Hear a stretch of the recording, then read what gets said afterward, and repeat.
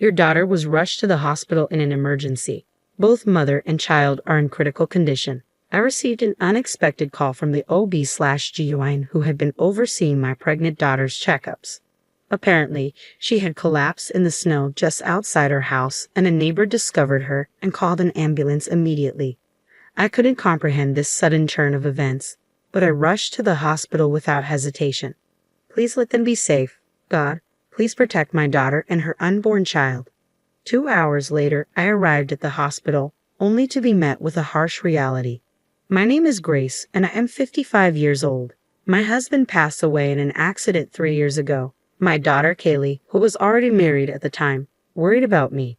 However, not wanting to intrude on her new family, I declined their offer to live together and chose to live a couple of hours away by car. Kaylee, 27, is incredibly patient and never complains about trivial matters.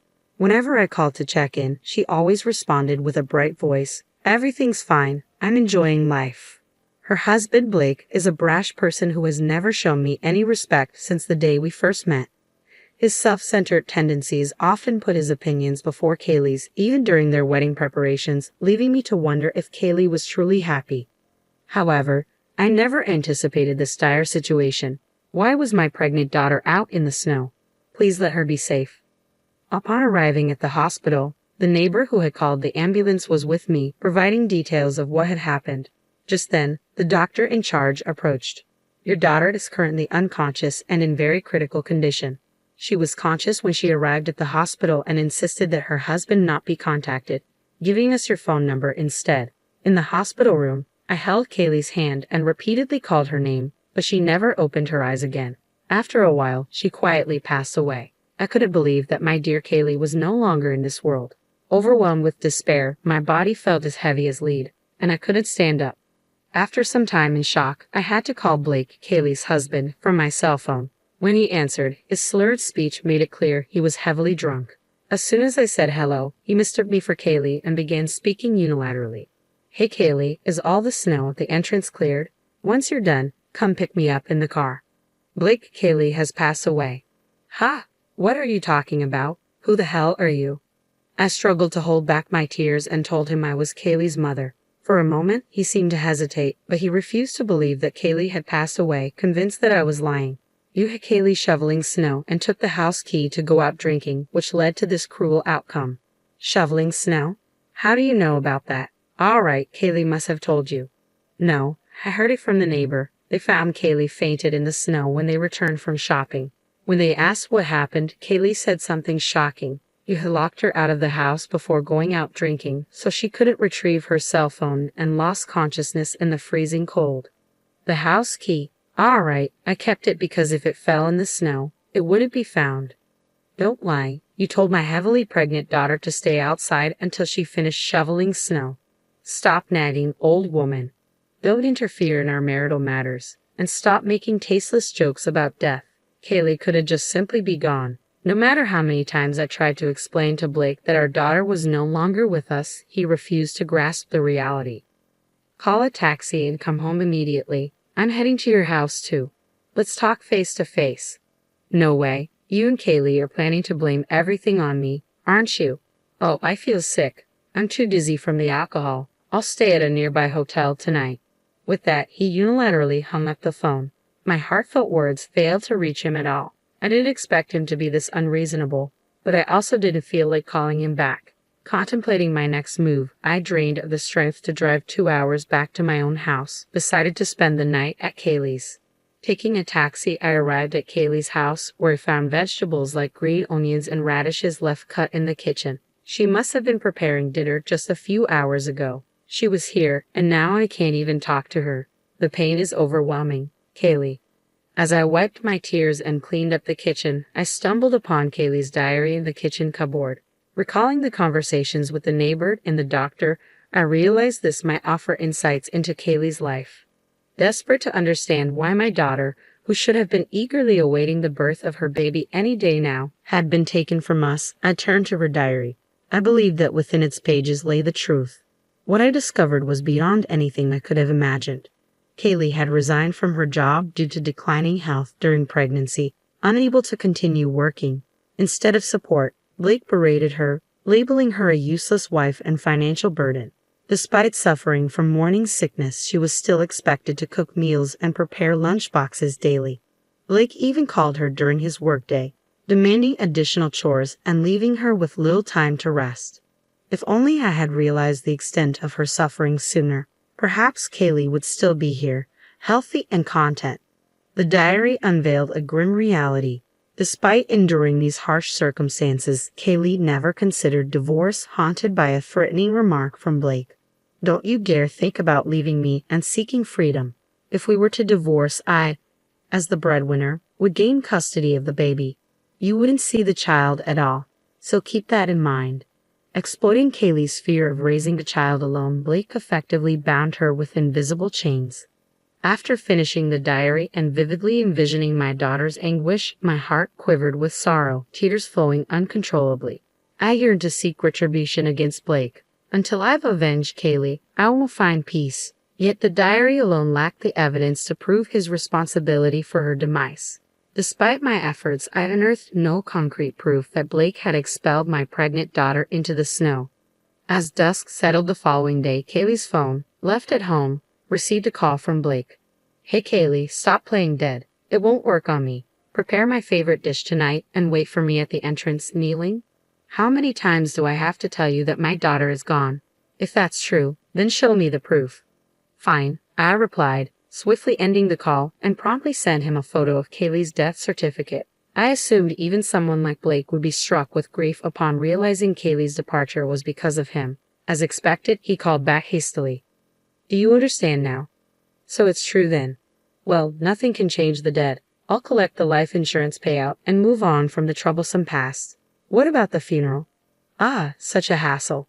Confronted with Blake's callous words, anger surged through me, causing my hand to tremble. I couldn't bear to let such a man take the lead in mourning my daughter's passing. No, I would see her off to the next world myself.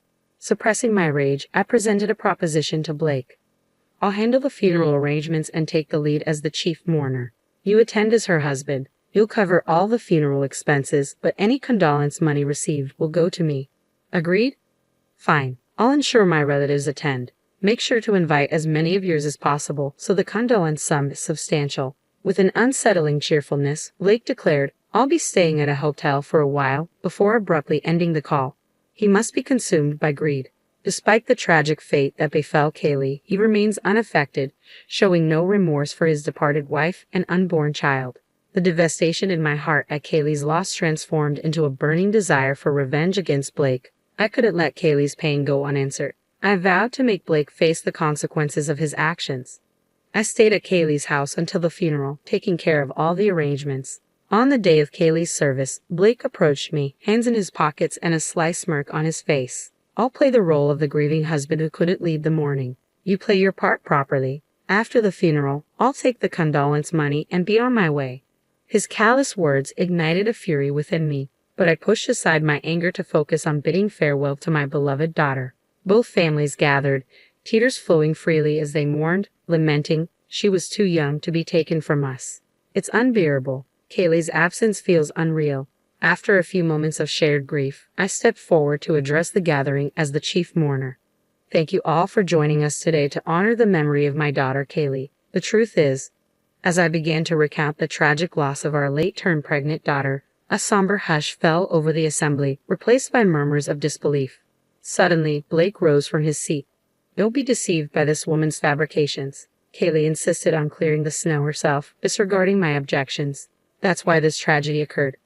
I was speechless as Blake started to fake tears. I had anticipated his response, so I retrieved my daughter's diary that I had brought along. Here's an excerpt from the day before Kaylee's passing. Blake insisted I clean every corner of the house, but my belly was in pain, so I couldn't manage it today. He grew furious and tossed away our dinner just as I was about to eat. "I'm concerned if the baby isn't getting enough nutrition." "That's an exaggeration," he interjected hastily. "I merely tripped and accidentally knocked the food off the table." "She's painting me as the villain. She's completely deluded," he interjected, but I brushed off his interruption and continued reading. "If we divorce, as I'm currently unemployed, I will be able to raise the child on my own." Blake told me, "If you want to keep custody, you'll be my slave for life." Don't read things that aren't written there. You're causing everyone to misunderstand me." Despite his loud protests, his complexion was steadily paling, his expression betraying the truth.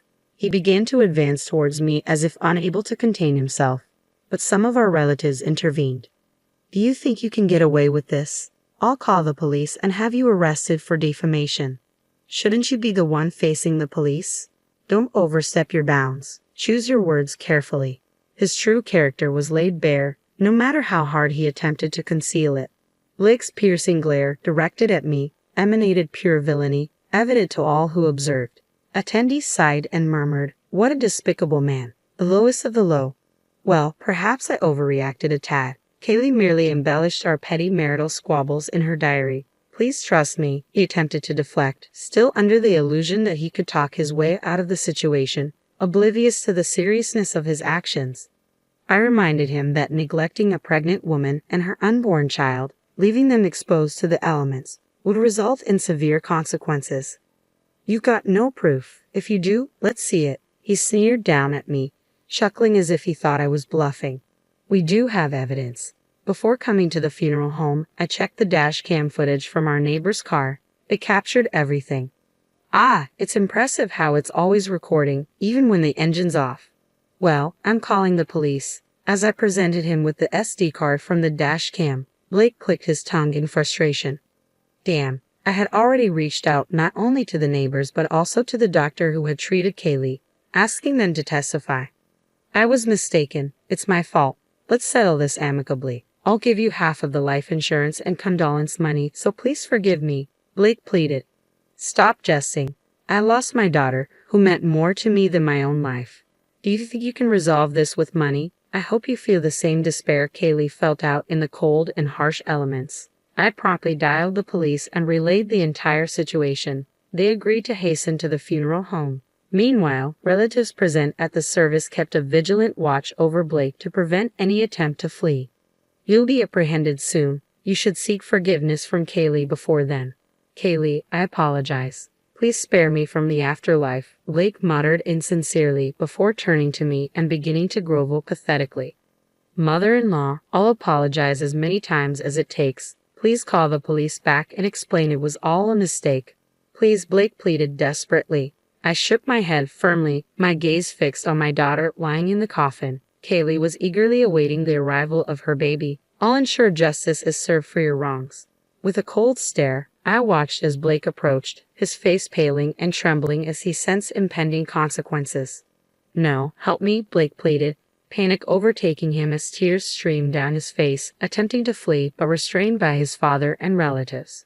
They held him tightly, rendering him unable to escape as the police arrived. He was swiftly escorted away in the back of a patrol car.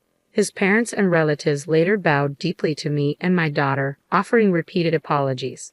As I glanced at my daughter's serene face in the coffin, it seemed to wear a faint smile. At last, a burden weighing on her heart has been lifted. Kaylee made a journey to the other world unburdened. The dash cam footage and testimonies provided undeniable evidence, leading to Blake's incarceration. Confined within the cold, towering walls of prison, surrounded by daunting individuals, he now faces the consequences of his actions. Additionally, he lost his job, and with his parents and relatives severing ties, his future prospects look bleak. On another note, I never disclosed to Blake, as he never inquired, but Kaylee's baby was born safe and sound. I have chosen to raise the child as Kaylee designated me as the beneficiary of her life insurance. As the child grows, I intend to pass down everything. I'm grateful that at least Kaylee's grandchild is secure. Moving forward, I will shower double the love onto this child, my own and that of my departed daughter. 3.5